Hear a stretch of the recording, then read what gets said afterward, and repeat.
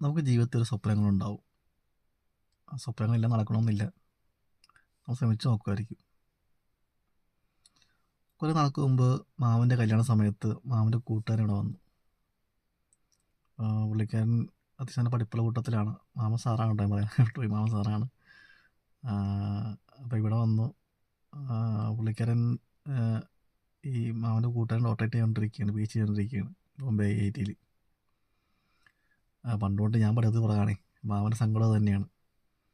അപ്പോൾ പുള്ളിക്കാരൻ പറഞ്ഞിട്ടുണ്ട്, മാമൻ ഇവിടെയൊക്കെ പറഞ്ഞിട്ടുണ്ടെന്ന് തോന്നുന്നു ഈ കാര്യങ്ങളൊക്കെ. ഈ പഠിപ്പ് ഇത്തിരി ഉഴപ്പാണെന്ന് പറഞ്ഞിട്ടുണ്ടെന്ന് തോന്നുന്നു. അപ്പോൾ ഒരിക്കൽ പുള്ളി എന്നെ കൊണ്ട് പുറത്തേക്ക് പോയി, ഈ മാമൻ്റെ കൂട്ടുകാരൻ.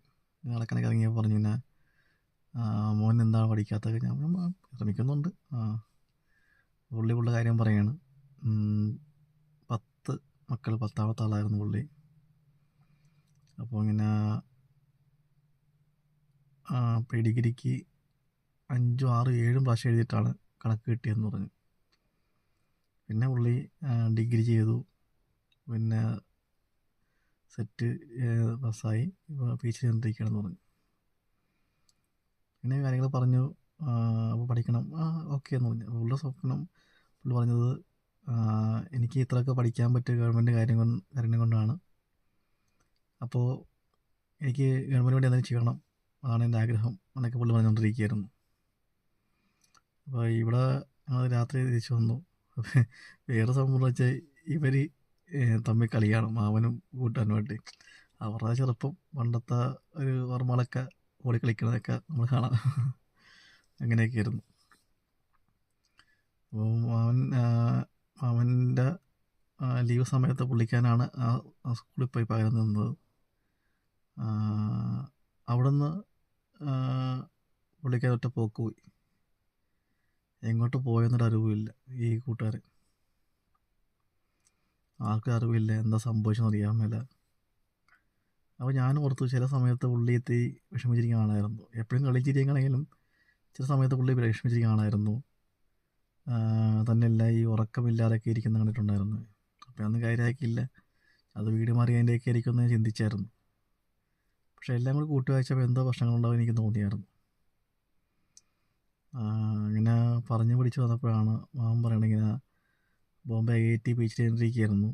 അപ്പോൾ പേപ്പറൊക്കെ സബ്മിറ്റ് ചെയ്തായിരുന്നു പുള്ളിക്കാരൻ. ആ പേപ്പറൊക്കെ എന്തോ നഷ്ടപ്പെട്ടിട്ടുണ്ട്, അതാണ് കാര്യമെന്ന് പറഞ്ഞു. അതിൻ്റെ ഒരു വിഷമം പുള്ളി മനസ്സിൽ കിടപ്പുണ്ടെന്ന് പറഞ്ഞു. അപ്പോൾ അതായിരിക്കാം പുള്ളി ഇങ്ങനെ ഒരു ഇതായിട്ട് നടക്കണമെന്ന് തോന്നി എനിക്ക്. പിന്നെ അറിവില്ല, വർഷങ്ങൾ അറിവില്ല. പിന്നെ കുറേ നാൾക്ക് ശേഷം പുള്ളിനെ കണ്ടുമുട്ടി ബോംബെ തന്നെ. ഈ ഷർട്ടൊന്നും ഇടാതെ മുണ്ടോത്തോടുത്തുകൊണ്ട് ഇങ്ങനെ കാലൊക്കെ പൊട്ടി ക്ഷീണിച്ച് ബോംബെ IIT പിന്നെയും ചെന്നു പുള്ളി. ആ മനസ്സിൻ്റെ ഇതുകൊണ്ട് മനസ്സ് മൊത്തം ഇതിലിരിക്കുകയായിരുന്നല്ലോ. അപ്പോൾ ആരോ തിരിച്ചറിഞ്ഞു, പിന്നെ എൻ്റെ ആൾ തിരിച്ചറിഞ്ഞു. അങ്ങനെ ഇവിടുത്തെ നമ്പർ എങ്ങനെ കിട്ടി, പുള്ളി വീട്ടിൽ അറിയിച്ചു. ഈ പുള്ളിക്കാരൻ പോയ സമയത്തെന്ന് വെച്ചാൽ വർഷങ്ങൾ സമയമെടുത്തായിരുന്നേ. അപ്പോൾ പുള്ളിക്കാരൻ്റെ അമ്മയൊക്കെ മരിച്ചു പോയായിരുന്നു. അമ്മ മരിക്കേണ്ട മുമ്പൊക്കെ മാമനെ വിളിച്ച് ചോദിച്ചായിരുന്നു, എൻ്റെ മോനെ കാണാൻ പറ്റുമോ ചോദിക്കുമായിരുന്നു. പക്ഷേ ഒരറിവുമില്ല ഇയാളെക്കുറിച്ച്. അങ്ങനെ അവിടുന്ന് ഇയാളെ ചേട്ടൻ വന്ന് കൊണ്ടുപോകുന്നു. ഫ്ലൈറ്റിലാണ് കൊണ്ടുവന്നത്. ഇയാളെ സമ്മതിക്കായിരുന്നു. അങ്ങനെയൊക്കെയായിരുന്നു. അങ്ങനെ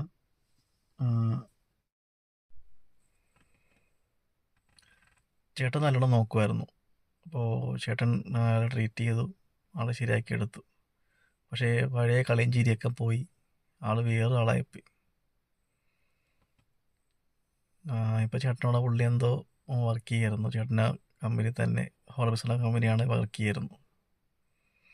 പക്ഷേ ഇപ്പോഴും പുള്ളി അംഗീകരിക്കുന്നില്ല. പുള്ളി പറയുന്നത്, ഞാൻ പണ്ട് പേപ്പർ സബ്മിറ്റ് എന്ന് പറയുന്നത്. ഇടയ്ക്ക് പുള്ളി പിന്നെയും നാളോട്ട് പോകാറുണ്ട്. ഇപ്പോൾ വിളിച്ച ഒരാളായി. പണ്ട് എപ്പോഴും വിളിക്കുമായിരുന്നു, ഈ വിളിച്ച ഒരാളായി. അപ്പോൾ എന്തായെന്നറിയാൻ മേലെ.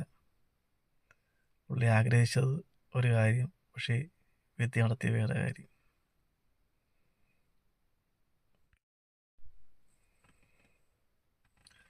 ചേട്ടൻ നല്ലോണം നോക്കുമായിരുന്നു. അപ്പോൾ ചേട്ടൻ ആളെ ട്രീറ്റ് ചെയ്തു, ആളെ ശരിയാക്കിയെടുത്തു. പക്ഷേ പഴയ കളിയും ചിരിയൊക്കെ പോയി, ആൾ വേറെ ആളായിപ്പോയി. ഇപ്പോൾ ചേട്ടനോടെ പുള്ളി എന്തോ വർക്ക് ചെയ്യായിരുന്നു. ചേട്ടൻ്റെ കമ്പനി തന്നെ ഹോർബിസുള്ള കമ്പനിയാണ് വർക്ക് ചെയ്യായിരുന്നു. പക്ഷെ ഇപ്പോഴും പുള്ളി അംഗീകരിക്കുന്നില്ല. പുള്ളി പറയുന്നത് ഞാൻ പണ്ട് പേപ്പർ സബ്മിറ്റ് ചെയ്യുന്ന പറയുന്നത്. ഇടയ്ക്ക് പുള്ളി പിന്നെയും നാളോട്ട് പോകാറുണ്ട്.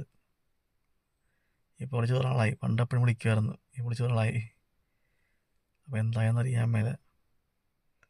പുള്ളി ആഗ്രഹിച്ചത് ഒരു കാര്യം, പക്ഷേ വിധി നടത്തിയ വേറെ കാര്യം.